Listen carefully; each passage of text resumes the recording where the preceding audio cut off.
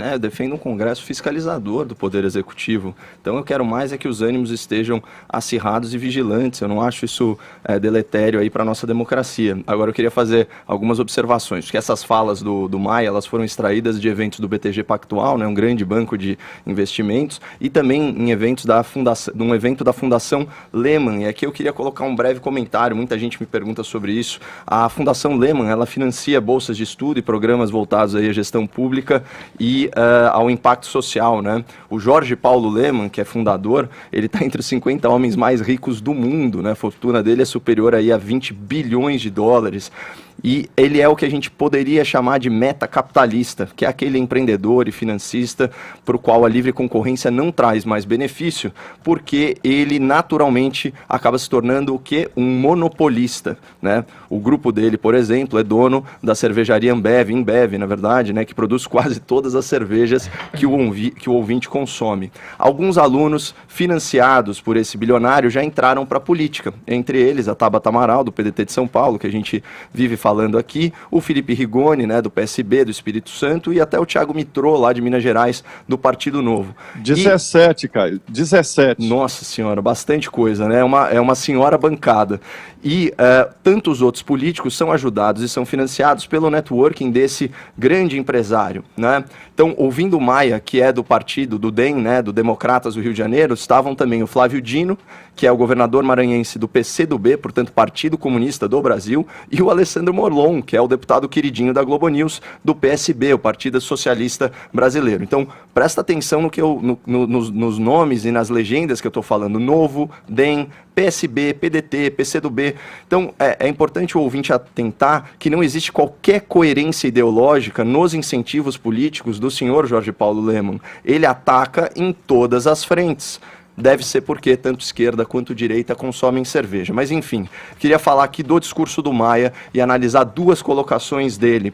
Começando sobre esse pacote, já que a gente falou mais cedo do caso Nardoni, sobre as observações sobre o pacote anticrime do ministro Sérgio Moro. Maia disse o seguinte, abre aspas, precisava ser um projeto mais forte, uma reforma geral no sistema prisional. Isso seria uma resposta mais forte à sociedade. O projeto do Moro é um projeto que abrange várias áreas e mistura crime do colarinho branco com crime organizado. Essa primeira parte aqui é hilária, né? Precisava ser um projeto mais forte, uma reforma geral. Um projeto de menor alcance, que eu saiba, nunca exclui um projeto mais abrangente. Pelo contrário, ele é muito mais fácil de ser aprovado. Inclusive, a legislação proposta pelo ministro Sérgio Moro no pacote anticrime, ela era infraconstitucional. Portanto, não era uma proposta de emenda à Constituição. Tinha tramitação simples. Mesmo assim, né? Rodrigo Maia justifica a criação de um grupo de trabalho que ficou 90 dias sentado em cima desse projeto, simplesmente para fazer o quê? Para fatiá-lo e desfigurá-lo. O ouvinte sabe, né, que esse grupo de trabalho, ele tirou a tipificação do Caixa 2 como crime do Código Penal. Então, assim, a gente sabe também que bom é inimigo do ótimo. Se nem isso vocês conseguem aprovar, presidente Maia, imagina uma reforma robusta. E aí teve o arremate da frase, que também é excepcional. Mistura crime do colarinho branco com crime organizado.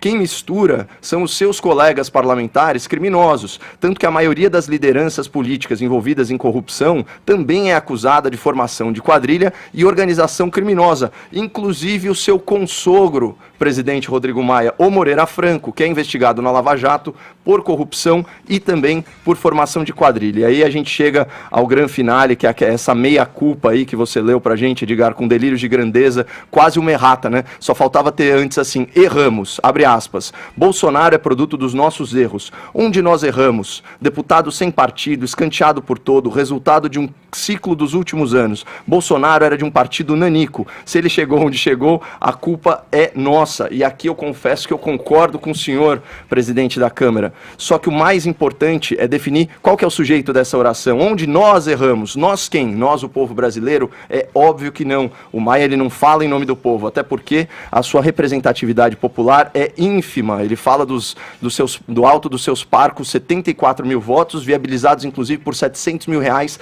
de dinheiro dinheiro público do fundo eleitoral. Então, quando o Maia fala nós, ele fala dos políticos, especialmente aqueles que ele conhece bem, seja por afinidade, seja por grau de parentesco, ou seja pela experiência de quem está no seu 6º mandato parlamentar. Ele fala dos políticos que já estavam lá, ele fala dos políticos fisiológicos do Centrão, ele fala, em essência, dos políticos profissionais. Portanto, Bolsonaro é produto dos nossos erros, onde nós erramos, está falando desses caras. E vocês erraram roubando e deixando roubar. E olha, roubaram tanto embaixo do nariz dos senhores, senhor presidente, que mesmo no país que inventou aquela expressão infeliz de rouba mais faz, o povo se cansou da roubalheira de vocês. Então, quando o senhor fala, se ele chegou onde chegou, a culpa é nossa, eu concordo parcialmente. Não acho que é o caso do senhor se sentir tão importante, porque o presidente tem seus méritos. Mas parte da culpa por Bolsonaro é dos ladrões da República, porque entre os presidenciáveis, ele era aquele